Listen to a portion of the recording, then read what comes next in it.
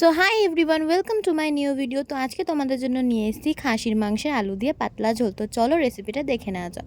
তো প্রথমে এখানে 1 কেজি পরিমাণ খাসির মাংস নিয়ে নেওয়া হচ্ছে, সেটাকে 3টে প্রেসারে সিটি দিয়ে দিতে হবে। তো সেটা হোক, তার মধ্যে এখানে কড়াইটা গরম করে তার মধ্যে পরিমাণ মতো সরষের তেল দিয়ে আলুগুলো ভেজে নেওয়া হয়েছে। আলুগুলোর কিন্তু সাইজটা একটু বড় বড়ই রাখা হয়েছে, যেহেতু খাসির মাংস হচ্ছে সিদ্ধ হতে অনেকটা সময় লাগে, তাই এটাও একটু বড় বড় করে কেটে ভেজে নেওয়া হচ্ছে। তারপরে এখানে শিলনোড়াতে বেটে নেব হচ্ছে আদা আর কাঁচা লঙ্কাকে একসঙ্গে বেটে নেব। তো এখানে একটা গোটা মিডিয়াম সাইজের আদা নেওয়া হয়েছে। তোমরা যে পরিমাণে খাসির মাংস ইউজ করবে সেই পরিমাণে আদাটা নিয়ে নেবে। আর কাঁচা লঙ্কাটাও এর সাথে বেটে নেওয়া হচ্ছে। তোমরা যদি ঝাল কম খাও তাহলে তোমরা কাঁচা লঙ্কাটা অ্যাড নাও করতে পারো, আর যদি খাও তাহলে তো অ্যাড করেই নেবে। তারপরে দেখো পরপর এখানে সমস্ত রকম যে কটা মশলা এখানে দেবো সেগুলো বেটে নেওয়া হচ্ছে। এখানে রসুনটা বেটে নিচ্ছি। আর যেহেতু শিলে বাটা মশলার স্বাদ আলাদাই হয়, তাই জন্য সব কটা এখানে শিলেই বাটা হচ্ছে। তো তারপরে দেখো এইসব করতে করতে এখানে আলুগুলো ভাজা হয়ে গেছে, ব্রাউন ব্রাউন হয়ে গেছে। তো আলুগুলোকে এবার তুলে নেবো। তো এরকম যখন আলুগুলোর হচ্ছে স্ট্রাকচারটা চলে আসবে তখন তোমরা আলুগুলো তুলে নেবে। দিয়ে আলু ভাজার পর তেলের মধ্যে আর একটু তেল দিয়ে গরম করে তার মধ্যে জিরে, শুকনো লঙ্কা আর তেজপাতাকে ফোড়ন দিয়ে নিতে হবে। দিয়ে তারপরে দেখো এখানে আছে হচ্ছে পেঁয়াজ কুচিটা এখানে দিয়ে দেবো। পেঁয়াজ এখানে হচ্ছে 3টে মিডিয়াম সাইজের পেঁয়াজ এখানে কুচি করে নেওয়া হয়েছে 1 কেজি মাংসের জন্য।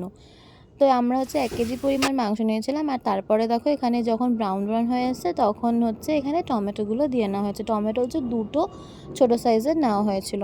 দিয়ে তারপর হচ্ছে টমেটোগুলো দেওয়ার পর হচ্ছে এখানে রসুন বাটাটা দিয়ে দেওয়া হলো। রসুন বাটাটা কিন্তু একদম মিক্সড হয়ে যায়নি, একটুখানি গোটা গোটা ছিল, সেইভাবেই বাটা হয়েছে। তো তারপরে হচ্ছে একটুখানি ভাজা ভাজা হয়ে আসার পর এর মধ্যে দেওয়া হলো আদা আর কাঁচা লঙ্কা বাটাটা। তোমরাও কিন্তু বাটাগুলো একটু পুরো মিহি না করে একটু যেটা গোটা গোটা থাকে সেটা দিতে পারো, তাহলে টেস্টটা ভালো আসবে। দেন দেখো এখানে গোটা রসুন দিয়ে দেওয়া হয়েছে, আর এখানে দেওয়া হচ্ছে জিরে আর ধনে বাটা। তো দেখো যখন এরকম ফুটতে ফুটতে থাকবে তখন এটা দিয়ে দেবে। আর রসুনটা তোমরা দিতে পারো, এটা অপশনাল, নাও দিতে পারো। আমাদের যেহেতু ভালো লাগে সেই জন্য দিয়েছি, কিন্তু দিয়ে দেখতে পারো, খুবই টেস্টি লাগে। তারপরে পরিমাণ মতো হলুদ দিয়ে নেওয়া হলো, দিয়ে ভালো করে কষিয়ে নেওয়া হবে 10 মিনিটে। তো কষানো হচ্ছে আমরা বেশি করে কষাবো, 3-4 বার মতো এরকম হচ্ছে 10 মিনিট পর পর এরকম ঢাকনা দিয়ে দিয়ে একটু কষিয়ে নেব। আর যত বেশি কষানো হবে মশলাটা তত টেস্ট হবে। তো একটু বেশিক্ষণ ধরে আধ ঘন্টা মতো এরকম কষিয়ে নেব। তারপরে এর মধ্যে দেখো হালকা জল দেওয়া হয়েছে, যেহেতু কষে একটুখানি ড্রাই হয়ে যায়। তো তার মধ্যে এখানে হচ্ছে শুকনো লঙ্কা গুঁড়ো দিয়ে দেওয়া হলো। কাশ্মীরি রেড চিলি পাউডার এখানে ইউজ করা হয়নি, শুধু শুকনো লঙ্কার গুঁড়ো এখানে ইউজ করা হয়েছে। তো দেখো এখানে হচ্ছে মাটনটা এখানে সিদ্ধ হয়ে গেছে, আর হচ্ছে গ্রেভি স্ট্রাকচারটাও ঠিক এরকম হয়ে গেছে। তখন হচ্ছে আমরা মাটনগুলো এখানে দিয়ে দেবো। আর পুরো দেখো যে মশলাটা ছিল সেটা কিন্তু পুরো হচ্ছে সুন্দরভাবে গ্রাইন্ড হয়ে গেছে। আস্তে আস্তে সমস্ত মাটনগুলো এখানে দিয়ে দেওয়া হলো।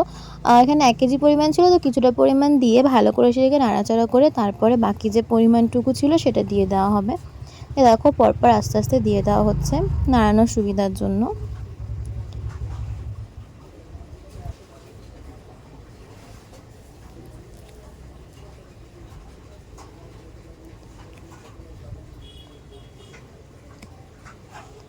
দেখো এটাকেও 10 মিনিটের জন্য রেখে দেওয়া হয়েছিল, দিয়ে পাশ থেকে এখানে দেখো ফুটতে শুরু করেছে। এটাকে ভালো করে এটাকেও আমরা আধ ঘন্টা ধরে কষাবো। তারপর এর মধ্যে পরিমাণ মতো নুন দিয়ে নেব, দিয়ে ভালো করে এটাকে কষিয়ে নেবো যাতে নিচে লেগে না যায়।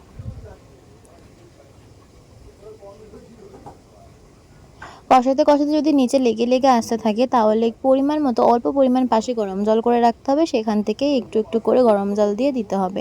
দেখো এখানে ঠিক এরকম কালার হয়েছে, খুবই টেস্টি লাগছে দেখতে।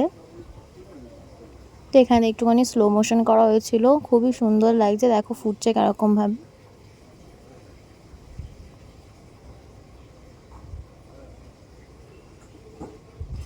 তো তারপর এখানে হচ্ছে আলুগুলো দিয়ে নেওয়া হলো। আলুগুলো কিন্তু মাটন যেটা সিদ্ধ হয়েছিল, মাটনের স্টকটাতে আলুগুলো সিদ্ধ করা হয়েছে। সেই জন্য আলুগুলো যখন রান্না হয়েছে তারপর হচ্ছে পুরো ভেতর অবধি, মানে পুরো ভেতর অবধি পুরো জুসি ছিল আলুটা, কোনো ড্রাইনেস বা কোনো শক্ত ছিল না। তোমরা হচ্ছে একসাথে আলুগুলো দিয়ে নিতে পারো মাটনের সাথেই, বা হচ্ছে তোমরা মাটনটা সিদ্ধ হয়ে যাওয়ার পর তারপরেও দিতে পারো আলুগুলো সিদ্ধ হওয়ার জন্য, যেটা তোমাদের সুবিধা মনে হয়। তো তারপরে দেখো এখানে গরম জল, অবশ্যই গরম জল এখানে দেবে। যখন জলের পরিমাণটা, জলটা তোমরা পরিমাণ মতো দেবে। এখানে পাতলা ঝোল করা হয়েছিল সেজন্য পাতলা, তোমরা যদি ঝোলটা কম বা কষা কষা করতে চাও তাহলে কিন্তু অল্প পরিমাণে জল দেবে। আর এখানে দেখো জলগুলো দিয়ে দেওয়া হয়েছে, গরম জল অবশ্যই, এটা মাস্ট, যে গরম জল দিতে হবে। দিয়ে দেখো পুরো তরকারিটা টকবক করে ফুটতে শুরু করেছে।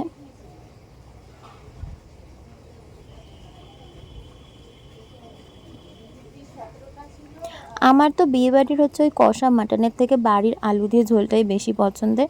তো তোমাদের কি পছন্দের সেটা অবশ্যই কিন্তু আমাকে কমেন্টে জানিও, আর এইটা অবশ্যই বাড়িতে ট্রাই করো। তো দেখো এটা যখন এরকম ফুটবে তো আধ ঘন্টা মতো ফুটতে দিতেই হবে, কারণ ভেতরে যাতে মাংসর সব মশলা ঢোকে। আর তারপরে এখানে গরম মশলা পরিমাণ মতো দিয়ে একটুখানি নাড়াচাড়া করে ঢেকে রাখতে হবে। তাহলেই তৈরি আমাদের গরম গরম দুপুরবেলার, রবিবার দুপুরবেলার মাটন আলু দিয়ে ঝোল। তো এখানে ভাত নিয়ে বসে পড়েছি, গরম ভাত, তার সাথে হচ্ছে রবিবারের দুপুর আর মাটন আলু দিয়ে ঝোল, তার সাথে গোটা রসুন। জাস্ট অসাম, খেতে খুবই সুন্দর হয়েছিল। আর আমি রেকমেন্ড করব তোমরা অবশ্যই রসুন গোটাটা দিয়ে খেও, তাহলে খুব সুন্দর লাগবে। আর আলুটা তো দেখতেই পেলে কতটা সফট, চিকেনটা একটু লেবু দিয়ে, একটু মুড়ি, একটু পেঁয়াজ দিয়ে, ব্যাস একটা যে গরজ, কী যে টেস্টি। তোমরা অবশ্যই এটা ট্রাই করো, আমাকে কমেন্ট জানিও। দেখা হচ্ছে পরের একটা ইন্টারেস্টিং ভিডিওতে। বাই।